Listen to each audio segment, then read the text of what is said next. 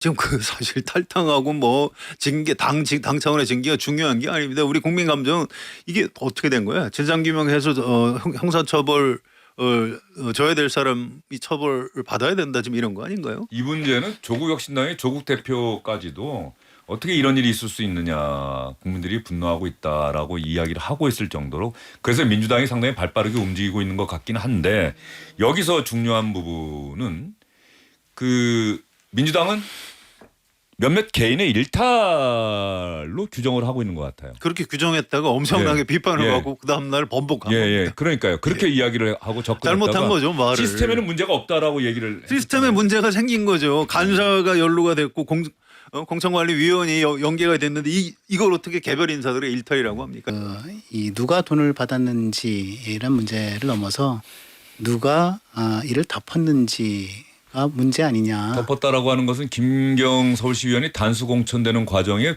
어떠한 일이 있었느냐 네, 그러니까 이 부분입니까? 그러니까 두 가지죠. 하나는 이제 그 녹취록에서 드러났던 것처럼 김병기 원내대표 그냥 공관위 간사와 그다음에 이 그 강선우 공관위원인 강선우 의원이 얘기하면서 강선우 의원 좀 살려주세요. 예. 그러니까 돈 받았다는 걸 내가 안 이상 어떻게 도와줄 수가 없다. 그거는 저기 배제하는 게 맞다. 예. 뭐 이런 식으로 얘기했는데 하룻밤 지나고 단수 공천이 돼버렸고 재선이 됐잖아요. 김경 시의원이. 그 사이에 뭐가 개입했길래 갑자기 하루 사이에 그런 일이 벌어졌는가. 공간이 간사 뒤에 누가 있길래. 네, 두 분 소개해드리겠습니다. 성한용 한겨레 신문 선임 기자, 허민 문화일보 전임 기자 나오셨습니다. 어서 오십시오. 네, 안녕하십니까? 네, 안녕하세요. 네, 새해 복 많이 받으십시오. 새해 복 많이 네, 받으십시오. 뭐 그동안 지금 그 어떤 기자들보다 또 오랜 기간 현장에서 직접 취재하면서 기사도 쓰시고 칼럼도 쓰시고 그러는데 올 한해 뭐 소망이 있다면 어떻습니까? 허민 기자부터. 예. 소망이요? 예. 정치부를 정치권 오래 출입한 기자로서는 소망은 단 하나입니다. 어떻게 하면 대화 타협을 통해서 협치가 가능한 정치를 구현할 수 있는가라고 예. 하는 게 뭐 소망이라면 소망이겠습니다. 이런 정치도 가능하다. 봤다. 뭐 이런 기사. 그죠? 그렇죠. 예. 예. 서한영 기자는 어떻습니까? 네, 뭐 저도 마찬가지죠. 어쨌든 뭐 비상계엄하고 나서 벌써 1년이 지났죠. 네. 뭐 지금 매듭은 안 지어졌는데 민주주의 이제 회복하고 또 경제 살리고 이렇게 하려면 여야가 마주 앉아야 됩니다. 예. 이재명 대통령하고 장동혁 대표는 한 번 만났죠. 예. 아쉬움이 있는데 뭐 선거 임박해서는 만나기가 쉽진 않을 거예요. 서로 오해할 수도 있고. 그렇죠. 지금 연초고 그래서 1월 중에 좀 한번 이렇게 회담을 했으면 어떨까. 정청래 대표도 뭐 같이 해도 좋고요. 한중 정상회담 마치고 돌아오면은 정상회담의 성과 뭐 이런 이야기를 그렇습니다. 하겠다고 한번 명분이 할 수는 있죠. 있는데 지금 또 여야 관계가 너무 경색돼 있어서 근데 그런 거 저런 거 다 따지면 예. 못 만나요. 사실은 예. 신년 인사회 때도 가서 쓴소리를 하더라도 갔어야 되는데 예. 아쉬움이 있는데 이번에 중국 정상회담 마치고 와서 꼭 좀 만났으면 좋겠습니다. 예. 제가 약간 학적으로 말씀을 드리면 예. 제가 협치를 중심으로 해서 이제 박사 논문을 쓴 사람의 입장에서 어. 협치라고 하는 게 두 가지 요소가 충족이 돼야 됩니다. 예. 하나는 다중심성. 예. 중심이 하나가 아니라 여러 개다. 예. 그리고 그 중심들 간의 수평적 협력 관계. 예. 이것이 인정되고 용인이 되면 협치가 됩니다. 어. 그러니까 대통령실 청와대죠. 그리고 여당, 야당 이 중심이 여러 개가 있는 거예요. 대통령실 하나만 중심이고 나머지 예. 주변부가 되면 안 되고 예. 그리고 그 중심들의 삼각관계가 전부 다 수평적 협력 관계가 돼야 된다. 예. 이런 것에 대한 인식이 있으면 예. 협치는 됩니다. 그런데 아직은 한국 사회에서는 조금 먼 것 이번 같아요. 주가 말이죠. 그런 면에서 보면 이번 주에 장동혁 국민의힘 대표가 뭐 8일쯤에 쇄신안을 발표할 것이다라는 얘기가 솔솔 나오고 있고 이재명 대통령이 한중 정상회담이라고 하는 아주 굵직한 외교 이벤트를 마치고 돌아오고 민주당 같은 경우는 12일에 윤리가 일단 소집돼 있어서 김병기 전 원내대표 뭐 문제를 어떻게 해서든 한번 매듭 지을 것 같고 그렇다고 한다면은 다음 주 정도에 뭐 이러한 국면들을 각 당이 잘 넘기고 대통령 청와대는 청와대대로 잘 어떤 그 일정대로 해 나간다고 한다면 다음 주 정도에 한번 두 분이 말씀하신 그러한 제안, 그 제안에 대한 응답 뭐 이런 것들 한번 볼 수 있을까요? 어떻게 보십니까? 네, 지금 정치 참모들이 그런 페이퍼를 지금 쓰고 있을 겁니다. 그게 또 정상이고요. 여야 간에 서로 윈윈하는 방법이에요. 뭐 우리 저 일반 국민 유권자들 시각도 마찬가지고 정치인들도 아마 공감할 겁니다. 옛날에 이회창 총재 회고록을 보면 그때 이제 김대중 대통령 때 야당, 노무현 대통령 때 뭐 예. 야당, 주로 김대중 대통령 때 얘기인데 7종 7금 7번 잡았다 7번 놔줬다 이런 고사에다 네. 빗대가지고 7회 7배 7번 만났는데 7번 뒤통수를 맞았다. 이해창 전 총재의 주장에 의하면 그렇습니다. 그런데 어쨌든 그렇게 해놓고도 회고록에다가 그래도 영수회담을 하는 게 옳다 이렇게 써놨어요. 그럼요. 예. 그 얘기를 지금 뭐 여야 그 대표들이 꼭 좀 읽고 참고를 했으면 좋겠습니다. 예. 그 7종 7금 말씀을 하니까 본안과 좀 관계가 없지만 제가 약간 좀 이 아이스 브레이킹 차원에서 말씀을 예. 드리면 그 제갈량이 그 남만의 왕 맹획을 이제 7번 낳다가 7번 예. 낳아주면서 회유를 한 거잖아요. 예. 낳아주면서 아주 고급 맛난 그 지방의 특산 술을 고급 술 침이 나오는데 예. 고급 술을 이제 보내줍니다. 예. 같이. 그 술이 뭔지 아십니까? 그게 요즘 쓰촨성의 명물 명주 우량예입니다. 우량예. 오량예, 예. 우량예죠. 예.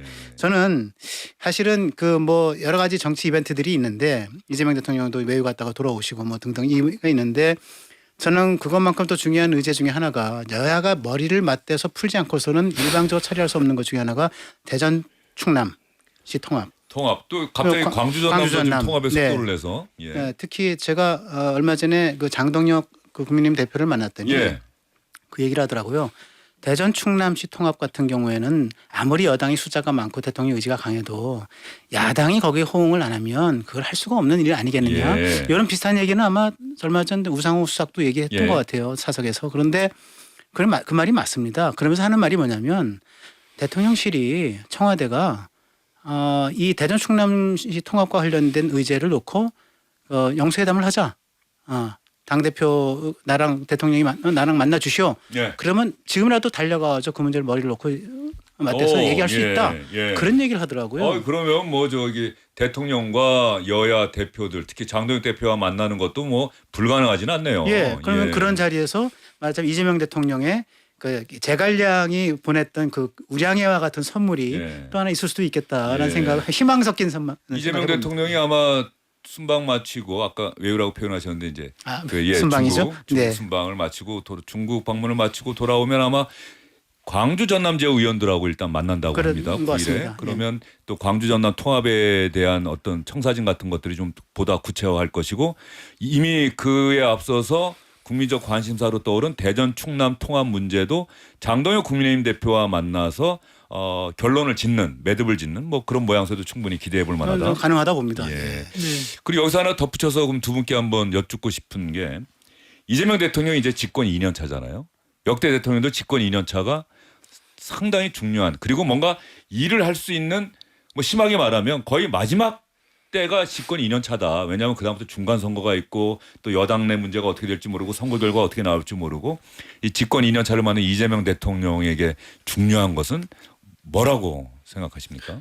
같은 맥락이에요. 집권 초 인수위가 있을 때는 당선자 때 굉장히 많은 일을 할 수 그렇죠. 있죠. 예. 그때는 사실은 야당이 필요 없습니다. 당선자 혼자서 많은 일을 할 수 있고요. 당선인의 시간이죠. 그렇죠. 예. 또 이제 1년 차에도 뭐 워낙 정권 초기이기 때문에 대통령 마음대로 할 수 있어요. 그런데 2년 차부터는 좀 달라집니다.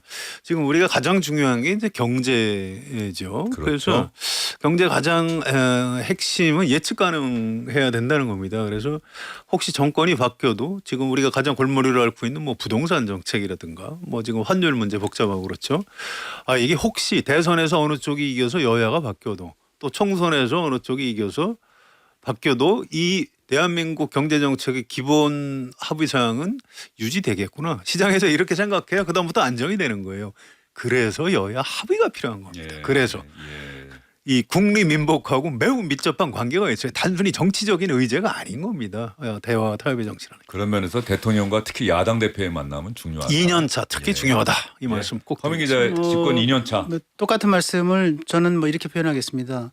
문재인 대통령이 2017년도 대선 나오기 전에 내놓은 책 중에 대한민국이 묻는다라고 네. 하는 책이 있었어요. 일문일답한 책인데 똑같은 성씨의 작가 무슨 작가가 이제 묻고 문재인 후보가 답한 건데 그게 대통령의 과제를 세 개라고 얘기를 했습니다. 하나는 통합, 두 번째는 경제, 성장, 세 번째는 안보. 네. 이제 통합을 빼고 만약에 성장과 안보를 얘기하자면 그냥 옛날식으로 얘기하면 이제 부국강병입니다. 부국강병은 당연한 얘기고, 근데 그것조차도 야당의 적극적인 협력을 통해서 저 잘 이루어질 수 있다고 생각을 하는 거고, 그 부국강병에 포함되어 있지 않은 통합, 저는 정치의 본령이라 생각을 하고요. 네. 결국은 대통령이 취임사에서 얘기했던 나는 좌의 대통령도 우의 대통령도 아닙니다. 국민 모두의 대통령이다라는 정신을 갖고 국민 통합을 추구하는 것.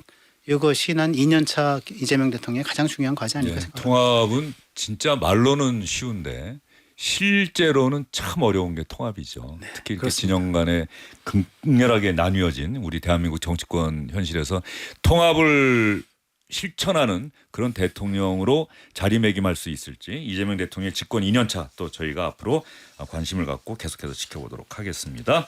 자, 이재명 대통령 시진핑 주석과 이제 잠시 후에 정상회담을 하게 되는데 정상회담 결과를 보고 나서 저희가 이야기를 해야 될 것 같아서 뭐 미리 전망하는 거는 어떤 면에서는 좀 의미가 없어 보이고요. 내일 이 시간에 자세하게 한중 정상회담 관련 소식은 여러분께 전해드리겠다는 말씀 드리고요. 김병희 전 민주당 원내대표 강선우 의원은 탈당하고 제명을 했습니다. 상당히 발빠르게 민주당이 제명 조치를 했는데 김병희 전 원내대표는 원내대표직 사퇴하고 그동안 침묵했습니다. 그 사이에도 계속해서 여러 가지 의혹들이 언론을 통해 또 야당을 통해서 제기돼 왔는데 오늘 한 유튜브 방송에 출연을 했어요. 김병희 전 원내대표가 어떤 이야기했는지 궁금하시죠? 한번 들어보시죠. 저는 정말 잘못했고 이거에 대해서 송구스럽습니다만 그것이 저는 탈당과는 제가 원내대표 때도 똑같은 말씀을 갖다 드렸는데요. 탈당과는 이걸 갖다가 정말로 연결시키고 싶지 않습니다. 저는 제가 우리 당을 나가면 그걸로 저는 제가 정치를 더 할 이유가 없거든요. 저는 정말로 이것만은 제가 예를 들어 이걸 무혐의를 받고 제가 정계를 갖다 은퇴하더라도 저는 탈당하지는 않겠습니다. 그래서 만약에 탈당을 안 하면 제명을 당하는 한이 있더라도 저는 제 손으로 탈당을 하지 않겠습니다. 김병기 전 원내대표 죄송하고 송구하다고 하면서도 시간이 지나면 아하 그랬구나라고 많은 분들이 이해할 것이다. 자신은 그 제기된 의혹들 다 극복할 수 있는 자신이 있다라는 취지로 이야기를 하면서도 저 탈당을 하지 않겠다라고 하는 저 이야기는 어떤 메시지, 누군가를 향한 메시지라고 보세요? 뭐 누군가 향한 건 아니고 뭐 나는 결백하다. 예. 탈당할 이유 없다. 그냥 버티는 거죠. 뭐. 그런데 글쎄요. 그렇게 될 것 같지 않아요. 사실 원내대표직을 그만둘 것 같냐 그만둘 것 같지 않냐 이렇게 얘기할 때도 제가 아마 합리적인 판단을 할 거다. 이제 그 얘기를 원내대표직 사퇴할 거다. 그렇게 말씀드린 기억이 나는데 마찬가지일 겁니다. 이게 과거에 뭐 억울한 사람들이 한둘이었습니까? 그래도 일단 당에 부담을 주면 안 된다 해서 일단 탈당을 했다가 나중에 혐의를 벗고 복당들을 다 해요. 예. 그래서 그걸 김병기 전 원내대표가 끝까지 버티기는 어려울 겁니다. 뭐 박지원 정치 굉장히 오래 하신 박지원 의원이라든가 이런 당의 원로들도 선당 우사 얘기를 자꾸 하시거든요. 예. 그래서 이걸 그냥 계속 버틸 수 있을 것 같지는 않고 오늘하고 내일하고 또 분위기가 좀 달라지지 않을까. 지금 사실 지금 드러나 있는 비리 의혹이 워낙 좀 위중합니다. 예. 그래서 사실은 지금으로선 좀 별로 변명의 여지가 없어요. 그래서 이렇게 마냥 버티기가 쉽지는 않을 것이다 이렇게 봅니다. 김병기 전 원내대표 같은 경우가 이제 강선우 의원이 받았다는 그 1억 원을 받았다는 이야기를 듣고도 김경 서울시 의원이 단수 공천되는 문제. 그런데 김경 서울시 의원 지금 수사가 지금 시작이 돼서 진행되고 있는데 출국을 한 모양이에요. 예. 조금 전에 기사가 떴는데 출국을 해서 입국시 통보 절차를 밟았다라고 경찰이 이야기하는 거 봐서 많은 분들이 이것도 고개에 갸웃하지 않을까 싶은 생각이 좀 들더라고요. 이종섭 출국 논란이 생각이 나더라고요. 윤석열 정권 때.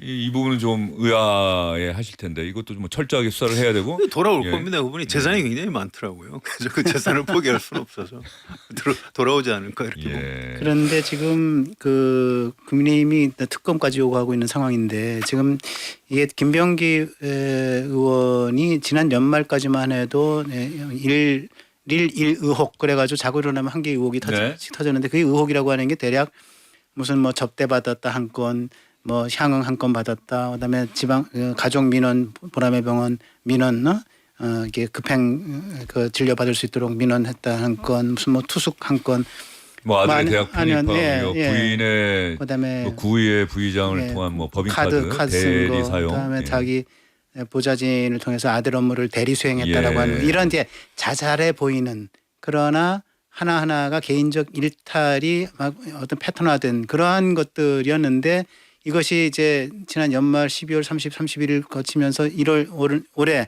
들어와서 공천헌금 수수 예. 의혹이 거기에 부과되면서 한 거잖아요. 이게 그게 공천헌금이라고 하는 게 그게 두 가지잖아요. 사실은 그 1억 원 강선우 의원이 1억 원 수수 문제가 김병기 전 원내대표가 더 이상 버틸 수 없게 한 예, 결정적인 변곡점이었죠. 그 지난주 월요일 날 저희가 이 문제를 논의했을 때 송 선배가 그래도 탈당하는 게 맞다. 탈당하지 않겠느냐. 그리고 저는 사퇴하는 게 맞죠. 사퇴하는 게 맞다. 사퇴. 예. 탈당이 아니라 사퇴. 그리고 저는 아마 사퇴하지 않고 버틸 것이라고 얘기했던 것이 예. 그날 저희 방송 끝나고 터진 강선우 1억 문제가 이제 그 당시까지는 없었는데 예. 1억이 터지면서 사실은 이제 하루 만에 그냥 사퇴로 확 분위기가 바뀌었던 거 아닙니까? 그러니까 2020년 강선우 1억 수수 의혹 김경 시의원으로부터 수수 의혹에 대해서 묵인했다. 이것이 크게 하나 있는 거고 네. 그죠?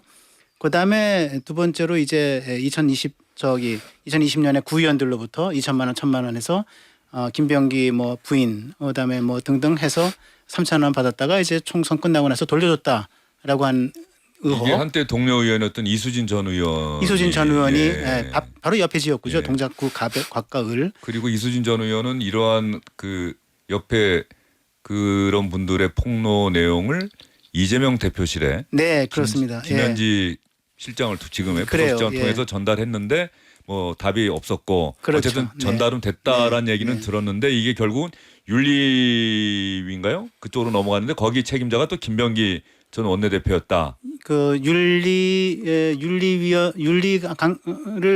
다루는 위원회가 예, 예. 하나 넘어왔는데 거기서 이제 김병기 의원이 후보자 검증위원장을 그렇죠. 하고 예. 있었는데 이제 김병기 의원에게 보내졌다라고 하는 거고 예. 네 그랬던 건데 이게 이제 탄원서 논란 아니겠습니까? 예. 예, 뒤늦게 또 이 탄원서 논란이 돼서 한 건데 이게 이게 단지 개인 차원의 일탈이냐 아니면은 이게 어쨌든 간에 강선우 1억 수수 묵인했을 때는 지방선거를 앞두고 공관이 간사를 했었고 그죠?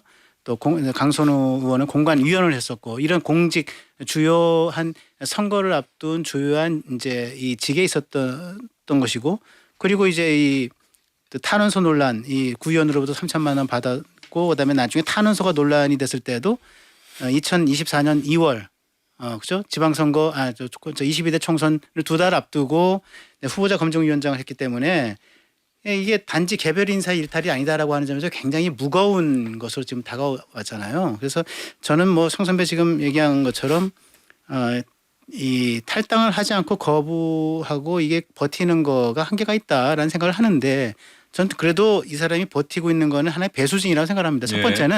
첫 번째는 탈당 안 한다라고 하는 것은 대통령의 이제 승인이 아직 나지 않았기 때문에 일단 대통령을 뒷배로 해서 왜냐하면 대통령이 아끼던 인사였다고 저는 생각이 되기 때문에 이게 대통령의 승인을 기다릴 필요가 있다라고 하는 생각을 하고 있는 거 아닌가 하는 게 첫 번째고요. 두 번째로는 자기 스스로 얘기를 했잖아요. 무혐의를 받고 은퇴하더라도 예. 라고 얘기를 했잖아요. 이 얘기는 거꾸로 얘기하면 자신이 있다. 난 무죄에 나올 것이다. 사업적인 판단을 받고 무혐의가 나왔는데 왜 정계를 은퇴하겠습니까? 사업적인 판단을 받고 다시 복귀하겠다. 이런 거를 깔고 배수진을 친 거 아닌가 좀 그렇게 생각을 좀 해봤습니다. 예, 여기 어쨌든 이수진 전 의원의 그 주장에 따르면 당시 보좌관에게 탄원서를 전달하라고 하니 김현지 당시 보좌관에게 보내겠다고 했고 확인해봤더니 당 윤리감찰단은 탄원서 자체를 모르는 것처럼 이야기했다. 감찰이 무마되고 당사자들은 컷오프 된 것이다. 이와 관련해서 민주당에서 김현정 의원이 아마 브리핑을 한 것 같은데 일단 김현지 당시 보좌관의 역할은 그것을 전달하는 것.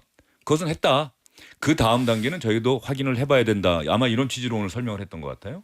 사실관계를 좀 조사를 네. 해봐야 될 겁니다. 근데 대표가 아니었고요. 국회의원 보좌관이 그걸 뭐 어떻게 하겠습니까? 그래서 그거는 해명이 더 맞는 것 같아요. 근데 뭐 어쨌든 그런 걸 다 떠나서 이런 의혹 자체가 김병기 전 원내대표한테는 엄청난 비리 의혹이죠. 이걸 자꾸 뭐 어떤 사람은 이게 뭐 공천원금 그러는데 공천원금은 그 전혀 아니에요. 이게 당에서 옛날에 야당이 어려울 때 전국구 저 공천 주는 사람들한테 이제 특별 당비를 받아가지고 경합 지역에 주고 어떤 내력이 있고 역사가 있는 제도인데 이거 그냥 개인적으로 돈 받아서 치부한 거 아니에요?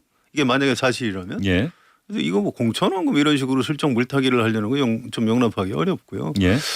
이거 그동안 우리 대한민국 정치사 자체가 이런 정경유착, 매관매직으로부터 어떻게 우리가 좀 정치 선진화를 시키느냐 이 엄청난 과제를 풀어왔고 그 뭐 김영삼 대통령, 뭐 공직자재산 공개, 김대중 대통령 또 노무현 대통령 아주 또 지금 서울시장 하는 오세훈 의원, 오세훈법 만들었잖아요. 우리 그 역사를 지금 거꾸로 되돌리는 일이에요. 이게 뭐 지금 야당에도 뭐 좀 흔적이 있다고 그러는데 이 참 그 속상합니다. 그동안 정치 선배들이 정치를 깨끗하게 하기 위해서 엄청나게 몇십 년 동안 공들여 놓은 걸 지금 이 후배 정치인들이 다 까먹고 있는 거예요. 예. 너무 실망스럽습니다. 예. 지금 서한용 기자가 이야기를 했는데 그 강선우 의원이 1억 원을 전달받았다는 그 시점에서는 그때는 이재명 대통령이 대표가 아니었던 것이고 이수진 전 의원이 폭로했던 이 문제는 2023년이기 때문에 당시에는 대표였고 그 김현지 보좌관이 받았고 탄원서를 그 이후에 당 대표실로 전달된 것은 사실이다.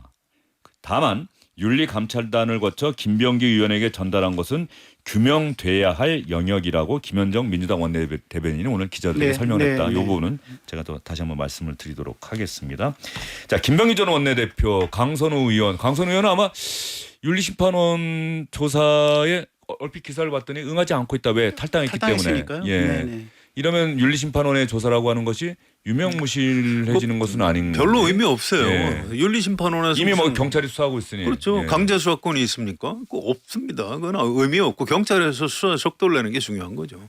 징계를 피하기 위한 목적으로 탈당을 했기 때문에 민주당의 당원 당규를 보면 그런 목적으로 탈당했을 경우에는 이에 탈당해서 이제 사후에 제명 조치를 하게 될 경우에는 5년 이내 복당이 안 되게 예. 돼 있고요. 이춘석 의원하고 거의 똑같은 과정을 네, 그리고 거쳤더라고요. 공천도 예. 못 받게 돼 있습니다. 그건 나중 문제고요. 예. 지금 그 사실 탈당하고 뭐 징계 당 차원의 징계가 중요한 게 아닙니다. 우리 국민 감정은 이게 어떻게 된 거야? 재산규명해서 형사처벌 져야 될 사람이 처벌을 받아야 된다 지금 이런 거 아닌가요? 이 문제는 조국혁신당의 조국 대표까지도 어떻게 이런 일이 있을 수 있느냐 국민들이 분노하고 있다라고 이야기를 하고 있을 정도로 그래서 민주당이 상당히 발빠르게 움직이고 있는 것 같긴 한데 여기서 중요한 부분은 그 민주당은 몇몇 개인의 일탈로 규정을 하고 있는 것 같아요. 그렇게 규정했다가 엄청나게 예. 비판을 예. 하고 그 다음 날 번복한 예, 겁니다. 예. 그러니까요. 그렇게 이야기를 하고 접근했다가 잘못한 거죠 말을. 시스템에는 문제가 없다라고 얘기를 시스템에 문제가 생긴 거죠. 간사가 연루가 됐고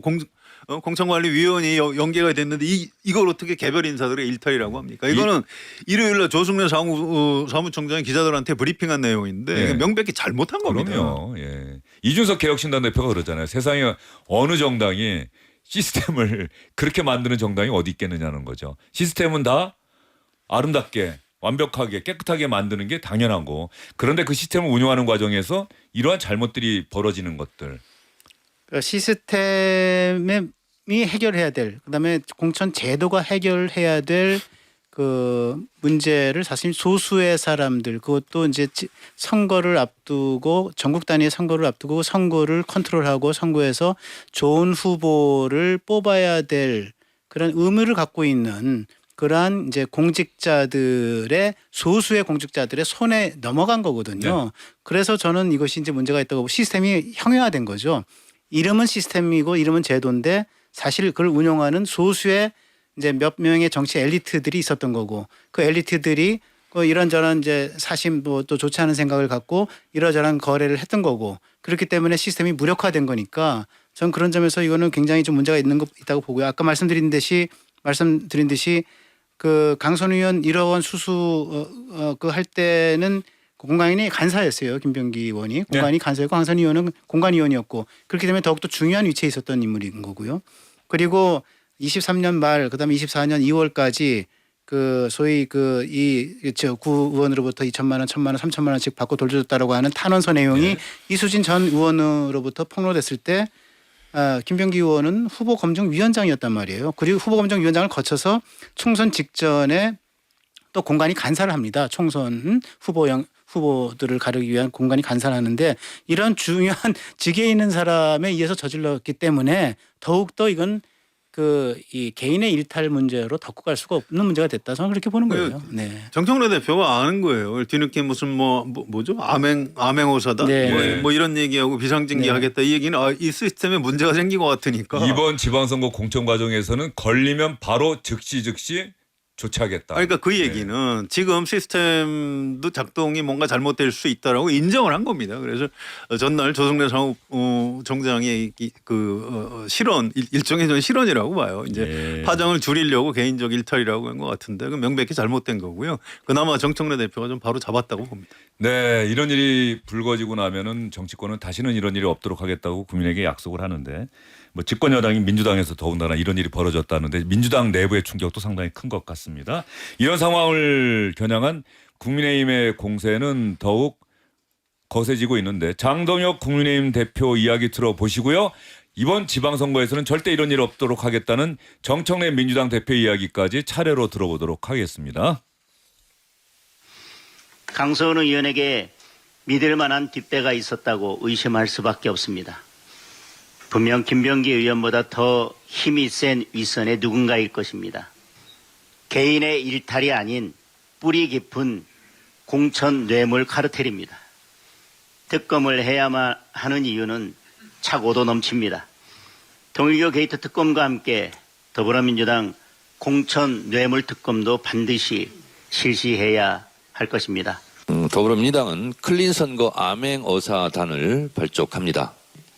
불미스러운 일이 있다면 전광석화 같은 신속성으로 무관용의 원칙으로 윤리심판원의 심판을 기다리기보다는 당대표 직권으로 비상징계를 즉시 하겠다는 말씀을 드립니다. 이번 지방선거 관련해서는 어떠한 부정과 의혹이 발붙이지 못하도록 당대표부터 철저하게 공천 과정을 관리하겠다라는 말씀을 드립니다.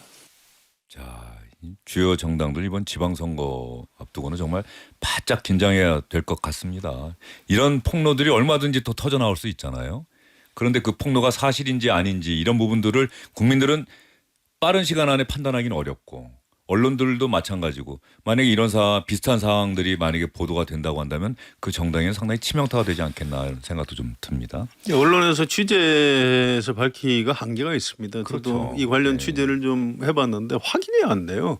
그러니까 결국 이건 강제 수사를 해야 되는데 그러려면 중앙선관위에서 고발을 해준다거나 뭐가 좀 있어야 이제 경찰이나 검찰이 움직일 수가 있습니다. 그냥 그거 없이 인지수사로 덜컥 쳐들어가면 이게 뭐 야당 탄압으로 오해를 받을 수 있고 그래요. 이게 굉장히 좀 쉽지 않은 문제고요.